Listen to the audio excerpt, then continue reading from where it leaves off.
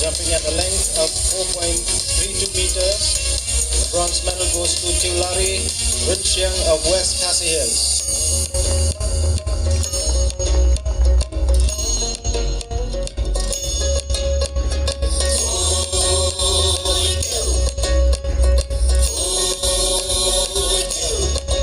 At a span of 4.4 meters, silver medal is taken by Dorolin Ronghi of Ribhoi district.